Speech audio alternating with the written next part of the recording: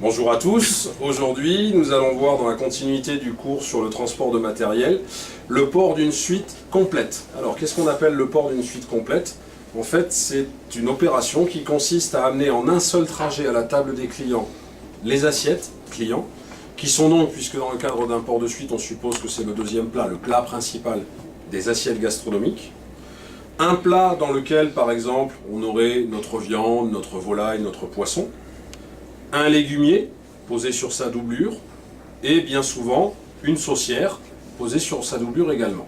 Et je répète, le but de cette technique est d'arriver à transporter en un seul trajet la totalité du matériel, en toute sécurité bien entendu.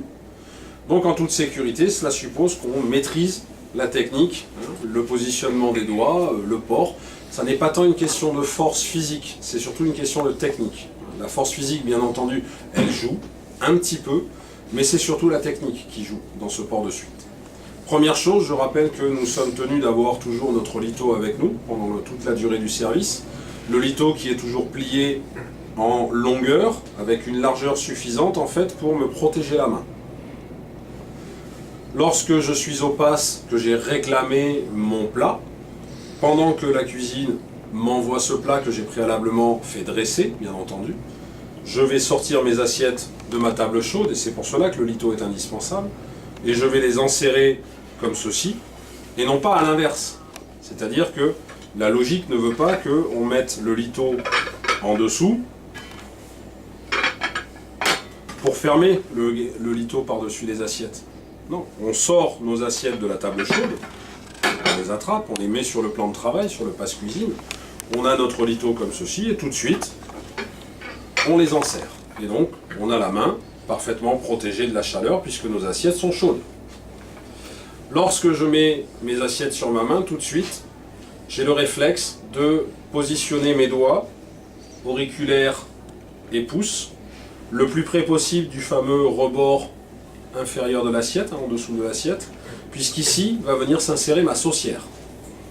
Et la saucière, alors selon comment on se sent le plus à l'aise, on peut la mettre tout de suite, c'est-à-dire, hop, et avant de passer à autre chose, je repositionne mes assiettes.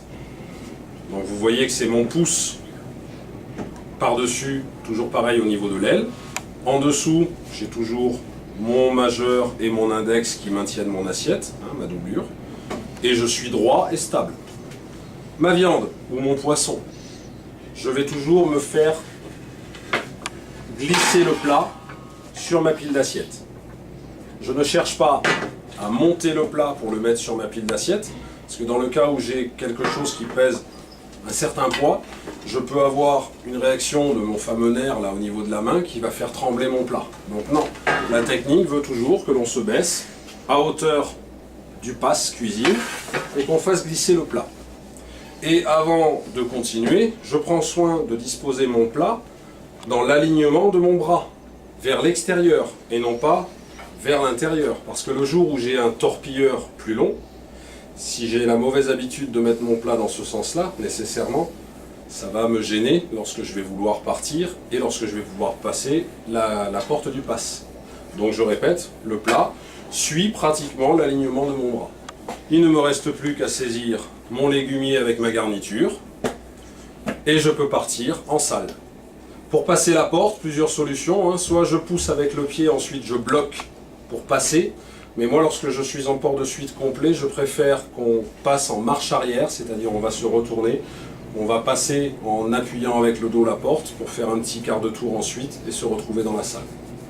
Lorsque j'arrive sur mon guéridon face à mes clients, bien entendu, ma plaque à accumulation a déjà été disposée à l'avance, je pose mon légumier, je vais inverser, c'est-à-dire que je vais poser ma saucière, je vais faire glisser mon plat sur ma plaque à accumulation qui, je vous le rappelle, lorsque l'on est droitier, se situe toujours en haut à gauche de notre guéridon.